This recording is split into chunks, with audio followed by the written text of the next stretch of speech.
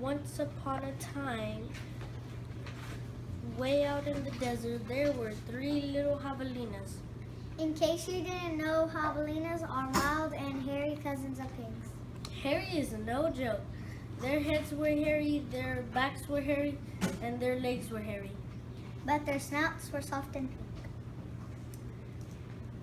One day, the three little javelinas carelessly trotted away to seek their fortunes. Thankfully, even though it was hot and dry, the sky was always blue. Oh, and those mountains were steep and purple. As soon as the road divided, the three little javelinas went different ways. The first javelina was a little lazy. He was so lazy that he didn't see the dust storm until it caught him. The whirlwind blew away and left the first little javelina sitting in a pile of tumbleweeds.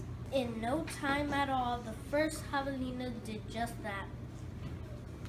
Look at these tumbleweeds. I'm gonna build a house out of them.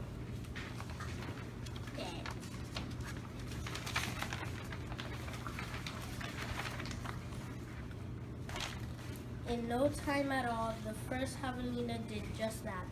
Along came a coyote who was so quick and quiet that he was almost invisible. That was one of his many magical tricks. Tears of laughter flowed from the coyote's face when he saw the tumbleweed house. Then he smelled the javelina inside. Yummy, a tender and juicy piggy just for me. I am so tired of eating bison rabbits around here. The coyote called out sweetly, little pig, let me come in. Not by the hair of my chin. Then I'll huff and I'll blow your house in. And that he did. He huffed and he puffed and he selfishly blew that tumbleweed house away. In all of the humble blue, the first little javelina managed to escape. I'm going to find my brother and sister. That was a close call.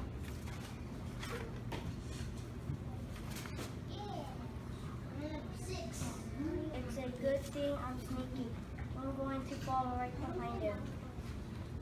The second little javelina had walked a very long way. He grew very hot because the girls made almost no shade at all.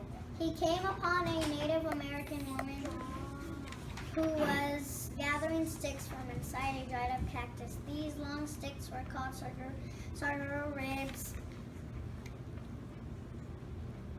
Oh, the second little pig looked at what she was doing and became very interested. May I please have some of the adobe bricks to build a house? The man answered, "See," and happily gave some bricks away. I am going to build myself a solid little adobe house that is cool in the summer and warm in the winter. Soon her brother found her. She's happily welcomed them in. We just ran away from the coyote. I'm sure he is on our trail. No worries, I locked the door behind you. Suddenly they heard a voice shouting, Little pig, let me come in. The pigs looked out the window and saw an old and weak coyote. However, they were not fooled. No, not by the hair of my chin. Then I'll huff and I'll puff and I'll blow your house in. Just try it. I'll huff and I'll puff and I'll blow your house in.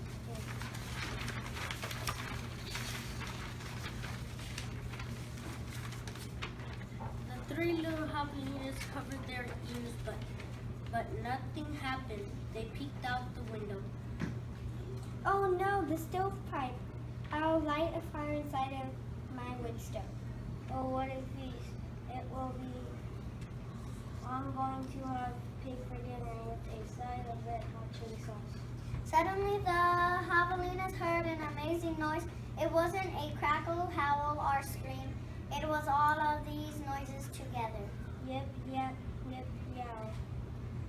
They looked out the window and said, He's gone! He's gone! Away ran a puff of smoke shaped like a coyote. The end!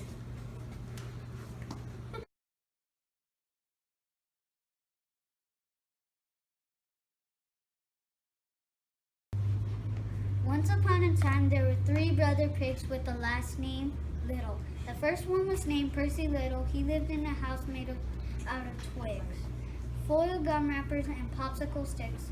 He was a very silly pig and was always playing foolish pranks. Paul, the second pig, lived in a plain cottage. He was more sensible than Percy. The third brother pig, Parker, lived in a brick house. He was the most sensible out of 3 little pigs. One day, Percy decided to play another of his pranks. He called Paul on his cell phone. Oh my, oh no, help Paul, help. What is it? There's a big bad wolf. He's right outside my door. He's trying to huff. He says he's going to puff. I think he might blow my house down. Don't worry, Percy. I'll take care of the wolf. I'll be right over. Paul raced over to Percy's house. When he arrived, there was no wolf. Percy fell on the ground and rolled around giggling. You fell for it. I got you. You should see the look on your face. That's not funny, Percy. You shouldn't call someone on your cell phone pretending a wolf is out to get you. But Percy didn't listen. The next day, he decided to play the same prank on Parker. Help! Percy started up his computer and sent Parker an email. Help! Help! A big bad wolf has broken into my house. He stole my cell phone. I'm hiding here in the bedroom, sending emails. You have to rescue me.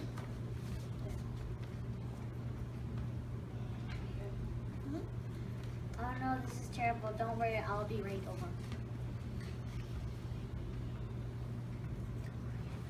Hurry! He's trying to huff. He says he's going to puff. I think he might blow my house down. Parker raced over to Percy's house, and when he arrived, once again, there was no wolf. Once again, Percy fell on the ground and rolled around giggling. It works every time. You like even funnier than Paul. A big bad wolf, yeah, right. Like one is really just going to just show up and start huffing and puffing. Laugh now, Percy. This is no way to behave. A wolf may not be blowing your house down, but they're certainly blowing your credibility. Credibility? Ooh, a big word from Parker Little. I think I'll start calling you Professor Parker. Parker stormed out of Percy's house, and when he went home, but Percy seemed to hardly notice. Then around midnight, he heard a knock on his door. Who is it? It's the big bad wolf. Yeah, right. I recognize your voice. Parker, nice try. I'm the prank master, and nobody outpranks me. Let me in. Percy looked through the peephole in his door. He certainly wasn't Paul. It didn't look like Parker. It really was a big bad wolf. What do you want? I'm here to huff. I'll also be doing some puffing.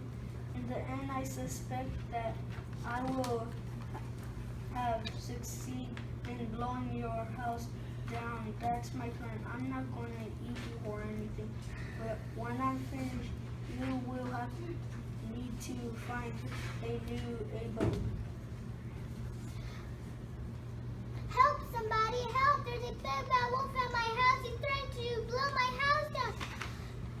Oh, please, somebody help. Percy cried for help. He yelled so loudly that Paul and Parker could hear. But they assumed it was just another of Percy's pranks. He kept on shouting, but nobody came. True to his word, the big bad wolf blew Percy's house down. The next morning, Paul and Parker came by to visit. They found Percy sitting sadly in the ruins of his house. They helped him build a new house, but they also gave Percy some advice. Never cry was as a joke. Pretty soon no one will believe you any more than when a big bad wolf really shows up on your doorstep. No one will help you. It is a matter of trust.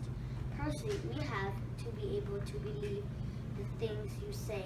As Paul says, never cry with. I've learned a very important lesson today. I don't know how to thank you. Paul Parker, can I each offer you a stick of gum? I don't want a stick of your Trix pepper gum. I'm not falling for that. Okay. Sorry. No more pranks. I really have learned my lesson.